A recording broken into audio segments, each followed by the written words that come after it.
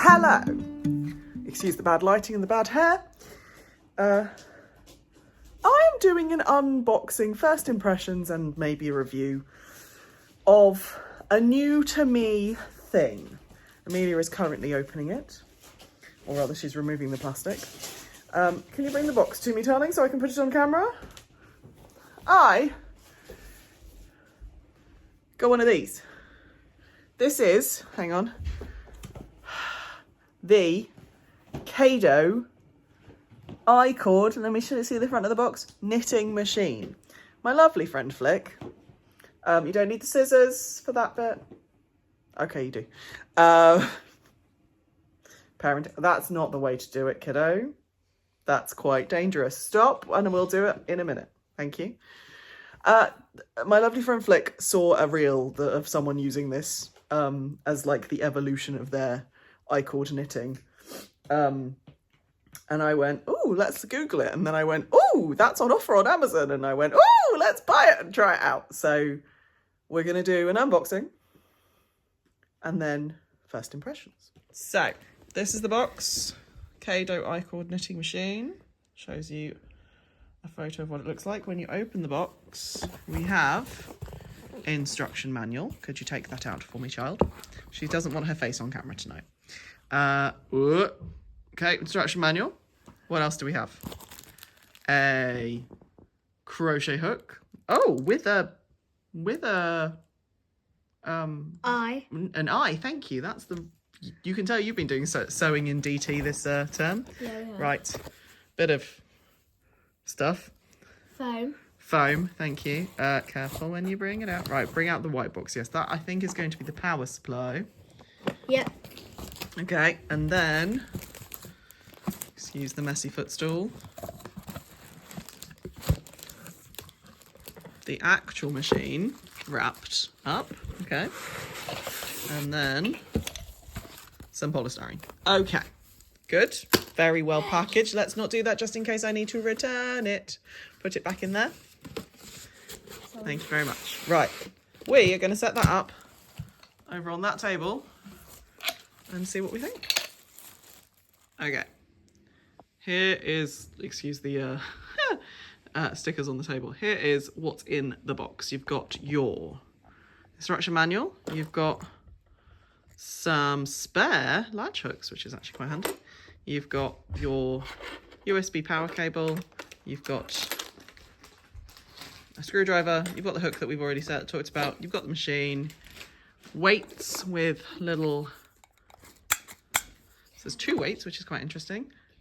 No. And some yarn. So CAYDO stands for Craft Anything You Dream Of. Right, let's set this up and see how it does. Okay. First things first. The English in the... so the instruction manual comes with 4 languages, I believe. Hang on. There is some background noise, apologies. This is not helping me. The paper on this is awful. Oh, 5. English, German, French, Italian, and Spanish, okay? The English is not great, so it's obviously been translated. I don't know where this is from in terms of its manufacture, but I will pop the details down below. And then there are pictograms of how to set it up. Now, I've kind of skimmed it, and it looks like you set it up much like you do with my tulip knitting mill. And I need to do a video on how to do that, so that's on my list. But yeah, I've set it up in terms of the yarn goes through. Hang on, I'm going to just... So, there's a little guide hole here. Yarn goes through this, up into the slot in the top, and then you can use the... This is why this has got an eye on it. You can thread your yarn through it and literally slip it through the hole with your yarn attached to it. So it's an easy way of getting it out the bottom, which is exactly what you do with the tulip knitting mill, with any kind of standard knitting mills. It then tells you to skip the second hook and skip the fourth hook in terms of setup. So pretty standard. There is a little twiddly knob here on the back which turns the mechanism. So we're going to, doing this one-handed while holding a camera is brilliant. That's it. Third hook takes, skip the fourth hook, and then you should be able to get started. Now, I'm going to switch this on and see how we go. So, it's going. The power output isn't, like the speed isn't consistent. It's definitely not as fast as I can make it. And when it's got two weights on it, it goes much slower. Look, so it's slowing down now.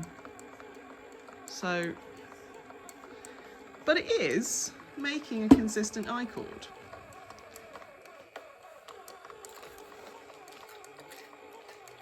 So, like for a hands-free experience, it's pretty good.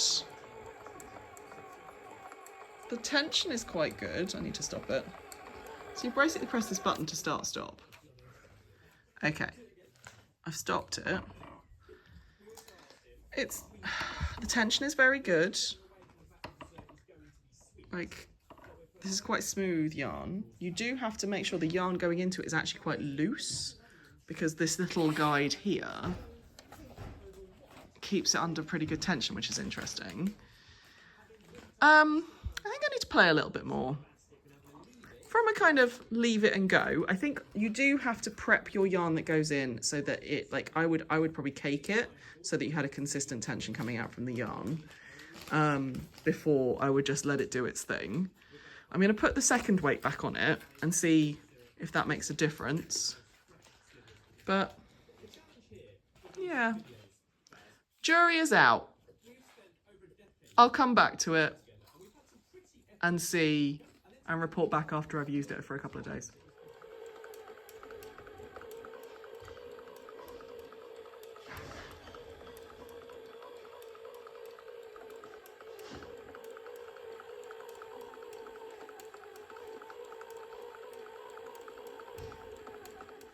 So, this is going to focus on the thing. There we go.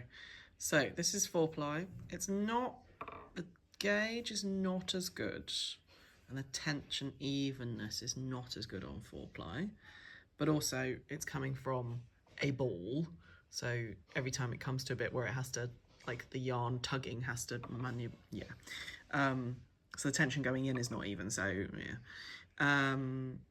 This is a magic knot. It dealt with it very well. It went through much like my tulip, it went through very easily. There was no issues, there was no snagging. Obviously you get the lump where the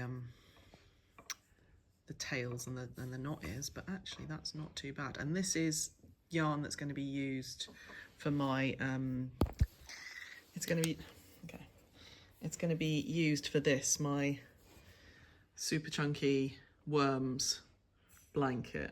Oh, look at that. Tension's gone a bit screwy there, hasn't it? That's funny. But yeah, so this is my Dragon Advent, all 24 colours. As you can see, 24 times 5 grams. There's not a lot of blanket to make, but this thing is squooshy. It's squooshy. So it's going to be massive and ridiculous when it's finished. But yeah, so this is the Crochet Buddies swap that I'm doing right now. This is day 3. It's not fast, but I can sit and read my book while I do it and only have to kind of half keep my eye on it. So it's the day after my hair is in bunches.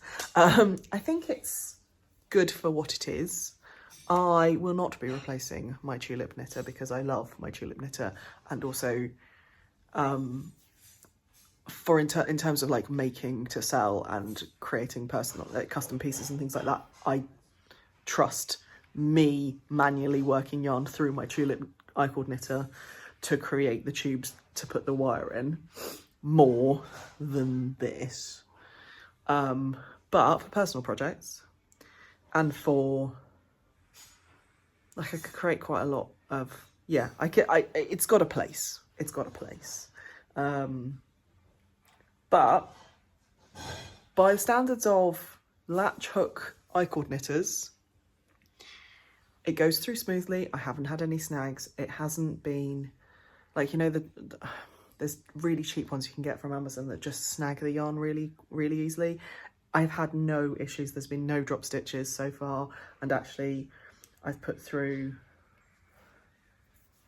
this tube and the tube so far. So what's that? I would call it, let's say 15 grams of fingering weight yarn. So that's 40, maybe 40 to 50 meters of yarn. And it's coped well. There's been no drop stitches. There's been no snags. There's some tension issues with the much thinner yarn, because this is not made for much thinner yarn, but I'm making it with much thinner yarn because then I've got nice loose tubes to then knit with.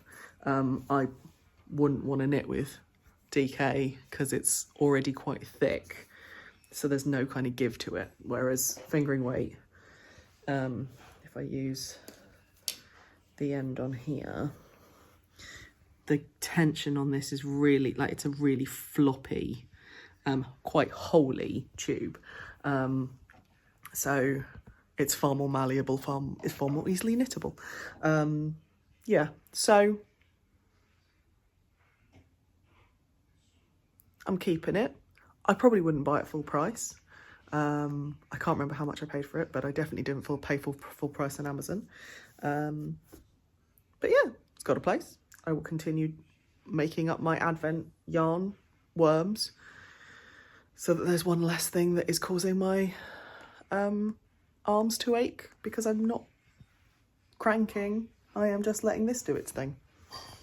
So yeah. Thank you. It's been such a rough and ready video. But I hope that's given you some kind of idea of how someone who uses this for business and for pleasure would use it. I think a couple of things that I would say from using it a couple of times, there is a sweet spot. You have to kind of determine the weight. I'm only using one weight rather than the recommended two. I probably will stop at 15 grams and switch over and start a new tube. So that's 3 of the colours.